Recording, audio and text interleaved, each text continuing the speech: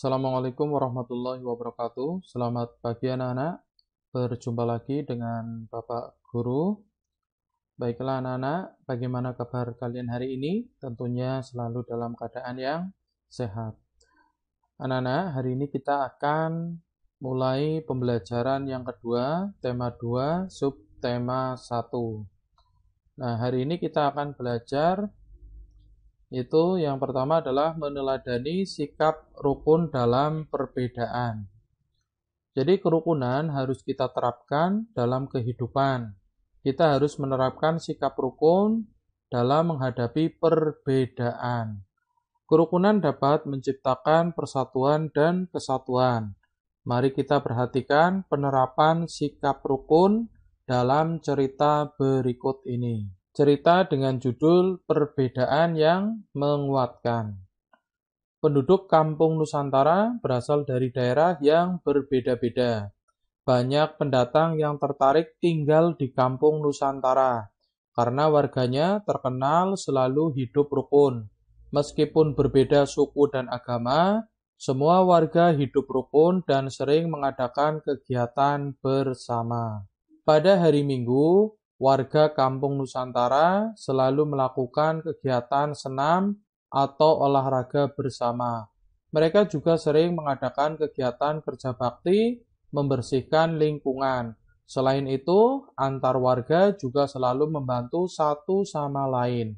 Perbedaan suku dan agama membuat warga memiliki budaya yang beragam pula. Warga pun dengan senang hati mempelajari budaya satu sama lain. Sebagai contoh, bersama-sama mereka belajar menari barongsai dari warga Tionghoa. Mereka juga turut membantu membuat tumpeng gede yang dibuat warga dari Tengger. Sikap toleransi selalu ditunjukkan oleh warga kampung Nusantara. Mereka mencerminkan kehidupan Bhinneka Tunggal Ika. Mereka hidup damai, berdampingan, dan tulus saling menjaga. Persatuan membuat warga kampung Nusantara dapat melakukan banyak hal bersama-sama. Nah, tadi kalian sudah menyimak perbedaan yang menguatkan. Kalian di sini dapat melihat ya, warga kampung Nusantara yang sedang melakukan kerja bakti. Ada yang sedang menggeret gerobak, ada yang sedang memungut sampah, ada yang sedang merawat tanaman, ada yang menyapu. Nah, mereka bersama-sama bekerja untuk kebersihan dan kerapian lingkungan. Warga kampung Nusantara telah menerapkan sikap hidup rukun dalam kehidupan. Mereka dapat hidup rukun meski dalam perbedaan. Kerukunan mereka ditujukan dengan seringnya warga mengadakan kegiatan bersama. Warga juga saling membantu satu sama lain. Sikap warga kampung Nusantara patut untuk kita teladani. Nah, silakan kalian bisa dengan tetangga bekerja sama. Ya, bekerja sama dalam bidang yang kalian bisa. Contoh misal membersihkan lingkungan. Apalagi sekarang ya, kita masuki bulan Agustus, yaitu hari ulang tahun Republik Indonesia. Nah, kalian bisa bekerja sama, membersihkan lingkungan, terus menghias halaman, ya, supaya tetap terjaga semangat kebersamaan dan semangat kemerdekaan. Selanjutnya, kalian akan mempelajari membuat bagan tentang kerukunan dalam perbedaan. Kita telah membaca cerita tentang sikap rukun dalam perbedaan. Kita bisa membuat bagan tentang kerukunan dalam perbedaan. Dalam bagan, kita bisa menuliskan perbedaan yang ada. Kita tuliskan juga manfaat hidup rukun dan cara menyikapi perbedaan. Kita dapat membuat bagan seperti contoh berikut ini. Nah, ini contohnya ya. Jadi, topiknya adalah rukun dalam perbedaan. Tadi pada teks bacaan, perbedaan yang ada yang pertama asal daerah, budaya, suku, agama, ya. Kemudian manfaat hidup rukun, yang pertama mudah bekerja sama, dapat belajar budaya suku lain, merasa tenang dan nyaman, dapat melakukan banyak hal, dan yang terakhir memiliki banyak teman. Kemudian cara menyikapi perbedaan, yaitu yang pertama adalah bermain bersama untuk membangun keakraban, ya. Jadi kita bisa bermain bersama, saling menghargai, kemudian saling membantu. Yang keempat, mempelajari budaya suku lain. Yang kelima, saling menjaga satu sama lain. Nah, beginilah contoh bagan tentang kerukunan dalam perbedaan berdasarkan bacaan di atas. Selanjutnya, kalian akan belajar bagaimana menceritakan pengalaman hidup rukun. Kita pasti menemui perbedaan, baik di sekolah maupun di lingkungan tempat tinggal. Bahkan serumah pun kadang kita ada perbedaan dengan anggota keluarga yang lain. Kita tetap harus hidup rukun di tengah perbedaan. Dengan hidup rukun di sekolah maupun di lingkungan tempat tinggal, kita telah menerapkan persatuan. Kita dapat menceritakan pengalaman hidup rukun seperti apa yang telah dialami oleh Uni. Nah, di sini Uni akan menceritakan pengalaman hidup rukun. Baiklah, saya bacakan ya, anak-anak, kalian perhatikan. Aku dan teman-temanku memiliki beragam perbedaan. Misalnya, aku dan Made memiliki perbedaan agama. Aku beragama Islam dan Made beragama Hindu. Aku dan Made juga berbeda daerah asal. Aku berasal dari Sumatera Barat, sedangkan Made berasal dari Bali. Meski kami berbeda, kami tetap bisa hidup rukun dan berteman baik. Kami juga sering bermain dan belajar bersama. Kami juga saling membantu ketika sedang ada kesulitan. Dengan hidup rukun, kami telah menjaga persatuan dan kesatuan. Nah, anak-anak, itu tadi pengalaman hidup rukun yang dialami oleh Uni. Nah, silahkan kalian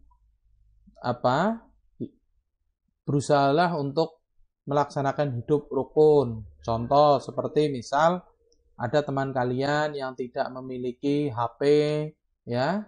Silahkan kalian bisa belajar bersama rukun, ya.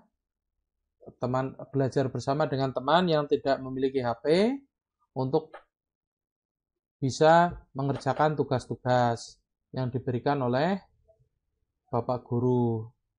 Nah, itu contoh hidup rukun. Nah, atau nanti kalian juga bisa saling bekerja sama dengan teman dalam mengerjakan tugasnya. Nah, demikian tadi contoh pengalaman hidup rukun yang dialami oleh Uni. Nah, berikutnya kita akan mengenal tari Lego-Lego, ya. Di sini sudah ada bacaan. Lego-Lego, tari adat Alor bermakna persatuan. Silakan kalian buka buku siswa kalian, ya, pada pembelajaran 2. Ya, silakan dibuka. Kalian perhatikan, ya, Pak Guru akan membacakan. Lego-Lego, tari adat Alor bermakna persatuan. Tari adat adalah salah satu kekayaan budaya yang disampaikan secara turun-menurun dari nenek moyang. Tarian adat kerap memiliki pesan dan makna yang luhur. Salah satunya adalah pada tari Lego-Lego dari Kabupaten Alor, Nusa Tenggara Timur. Tarian ini ditujukan untuk mengajak masyarakat bersatu membangun kampung dan negeri. Pada masing-masing kawasan di Kabupaten Alor terdapat gaya tari dan nyanyian yang berbeda-beda. Namun formasinya tetap sama, yakni lingkaran. Masing-masing nyanyian dan pantun yang diungkapkan saat menari memiliki arti serta harapan yang berbeda-beda. Beberapa literatur menyatakan bahwa tarian ini sempat menjadi tari perang. Sekarang tarian ini lebih sering digunakan untuk menyambut tamu. Nah, di sini ada gambarnya ya, anak-anak. Jadi formasinya itu melingkar. Tari lego-lego itu formasinya melingkar. Tamu disambut oleh masyarakat yang dituakan. Lalu diajak menuju sebuah pohon besar yang rindang dengan beberapa warga perempuan yang berpegangan tangan mengelilingi pohon. Tamu dipersilahkan untuk ikut serta dalam tarian tersebut. Dengan gerakan kaki yang diatur sedemikian rupa, penari akan bergerak mengitari pohon. Pada saat yang sama, ya, sirih, pinang, dan minuman sopi ditawarkan. Gerakan kaki dan nyanyian di masing-masing daerah bisa saja berbeda. Namun, bentuk formasi lingkaran dan komponen tradisional lainnya tetap sama. Di dalam lingkaran, ada 3 lelaki yang memiliki tugas berbeda. Ada pemukul gong yang nadanya akan digunakan untuk menghitung langkah penari. Kemudian ada seorang laki-laki yang bernyanyi sekaligus mengucapkan pantun. Dan seorang lagi bertugas membagikan sirih pinang serta minuman sopi. Selain menjadi identitas setiap suku, tarian ini menjadi salah satu identitas pemersatu masyarakat Alor yang punya mimpi agar masyarakat dan pendatang terus bersatu membangun kampung serta negeri. Nah, demikian tadi ya tentang tari lego-lego. Selanjutnya, di sini kalian akan mengenal jenis-jenis pola lantai tari. Nah, yang pertama adalah pola lantai vertikal atau lurus ya. Jadi seperti ini lurus ya. Pola lantai vertikal. Tari klasik banyak menggunakan pola lantai vertikal. Penari membentuk garis vertikal, yaitu garis lurus dari depan ke belakang atau sebaliknya. Pola lantai ini memberikan kesan sederhana, tetapi kuat. Nah, beberapa tarian yang menggunakan pola lantai vertikal atau lurus, yaitu yang pertama adalah tari Yospan dari Papua. Ini juga menggunakan pola lantai vertikal. Kemudian tari Serimpi dari Jawa Tengah. Ini juga menggunakan pola lantai vertikal. Terus berikutnya adalah tari baris Cengkedan. Ya, tari baris Cengkedan. Itu dari Bali. Ya, juga menggunakan pola lantai vertikal. Nah, terus selanjutnya adalah yang kedua pola lantai diagonal. Ini bentuknya seperti ini. Kalian dapat melihat ya, bentuknya diagonal. Penari berbaris membentuk garis menyudut ke kanan atau ke kiri ya. Nah, kalau pada gambar di sini tari gending Sriwijaya dari daerah Sumatera Selatan. Ini bisa juga disebut selain pola lantai diagonal, pola lantai huruf V ya, seperti huruf V ya. Huruf V. Ini tari gending Sriwijaya dari Sumatera Selatan. Nah, berikutnya adalah pola lantai garis melengkung. Ini garis melengkung atau lingkaran. Pola lantai lingkaran atau garis melengkung. Penari membentuk garis lingkaran. Tari rakyat dan tari tradisional banyak menggunakan pola ini. Pola lantai ini memberi kesan lemah dan lembut. Yang pertama, tarian yang menggunakan pola lantai lingkaran atau garis melengkung adalah tari Mak Bandong dari Toraja, Sulawesi Selatan. Nah, ini hampir sama tadi ya, melingkar seperti tari lego-lego ya, juga melingkar. Berikutnya adalah tari randai. Nah, ini juga menggunakan pola lantai melingkar dari Sumatera Barat.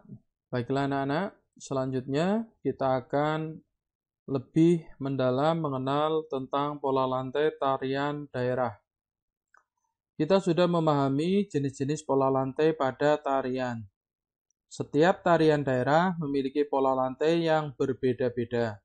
Pola lantai membuat gerakan tarian menjadi lebih indah. Mari kita amati contoh tarian daerah beserta pola lantainya pada tabel berikut ini. Yang pertama adalah tari sedati, berasal dari daerah Aceh. Ini menggunakan pola lantai garis lurus vertikal. Kemudian yang nomor 2 adalah tari lenggok Mainang dari Sumatera Utara. Ini menggunakan pola lantai lurus, garis lurus diagonal, horizontal, dan lingkaran. Selanjutnya adalah tari piring dari Sumatera Barat. Ini menggunakan pola lantai garis lurus membentuk segi 4. Tari tandak dari Riau. Ini pola lantainya adalah garis lingkaran.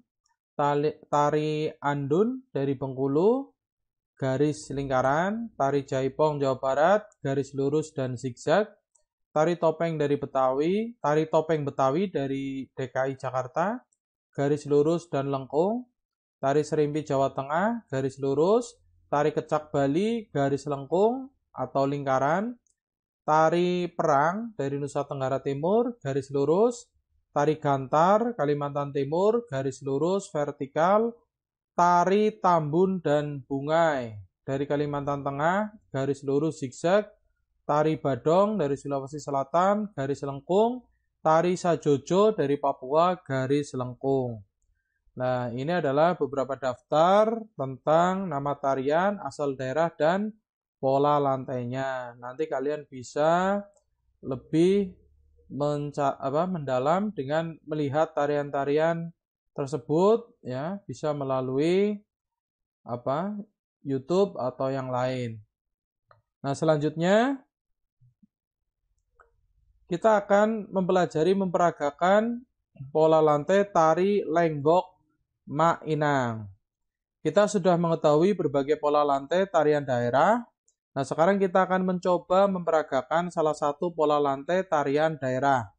Kita akan memperagakan pola lantai tari lenggok Mainang dari Sumatera Utara. Tari lenggok Mainang merupakan tarian dasar dalam tradisi masyarakat Melayu dan tarian secara berpasangan. Tarian ini biasa dipentaskan dalam berbagai upacara dan acara-acara, seperti kenduri besar atau pesta panen. Tari lenggok Mainang memiliki pola lantai gabungan antara garis lurus horizontal, garis lurus diagonal, dan lingkaran. Gerakan tari lenggok Mainang sangat sederhana dan mudah ditirukan. Kita bisa menirukan beberapa contoh gerakan tari lenggok Mainang beserta pola lantainya. Agar lebih mudah, kita bisa menuliskan langkah gerakan dan pola lantainya. Nah, mari kalian perhatikan gerakan pola lantai tari lenggok Mainang pada tampilan berikut ini. Gerakan yang pertama. Nah, kalian perhatikan dulu. Langkah gerakan, penari berhadapan, lalu berjalan, melenggang maju mundur sambil tangan diayun. Nah, pola lantainya adalah garis lurus horizontal. Nah, bagaimana tariannya? Nah, kalian perhatikan pada video berikut.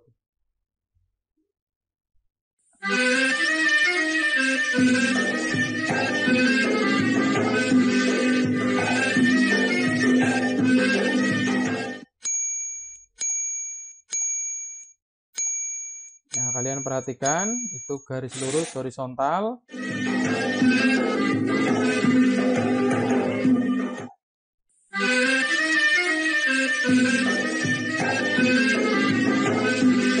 Kita ulangi ya. Nah, pada saat seperti ini membentuk pola lantai garis lurus horizontal. Ya. Nah, demikian tadi gerakan yang pertama. Kemudian gerakan yang kedua, Langkah gerakan penari berjalan melenggang, membentuk garis lurus diagonal atau menyilang. Nah, pola lantainya garis lurus diagonal. Kalau tadi garis lurus horizontal, sekarang garis lurus diagonal. Bagaimana caranya? Nah, kalian perhatikan pada video berikut ini.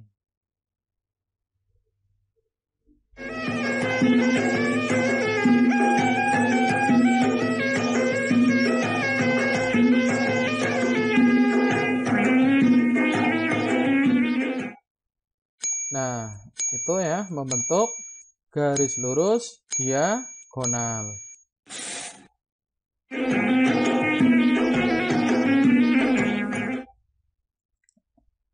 Supaya jelas, kita ulangi satu kali lagi.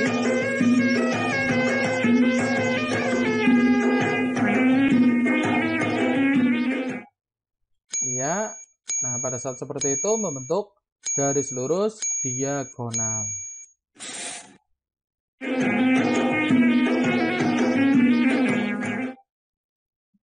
Nah, demikian tadi gerakan yang kedua. Berikutnya adalah gerakan yang ketiga. Gerakan yang ketiga, langkah gerakannya adalah penari berjalan melenggang, memutar dan membentuk lingkaran, kemudian kembali ke tempat semula. Pola lantainya adalah lingkaran. Nah, seperti apa videonya? Nah, kalian perhatikan pada video berikut ini.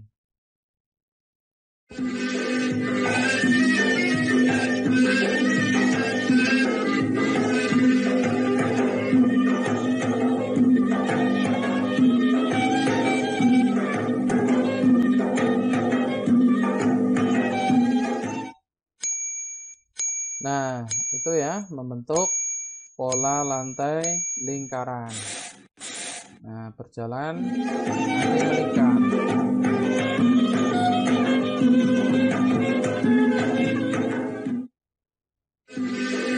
Kita ulangi satu kali lagi.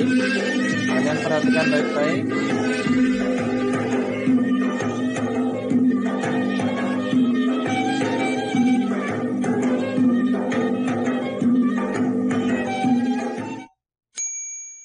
Ya, seperti itu pola lantai lingkaran.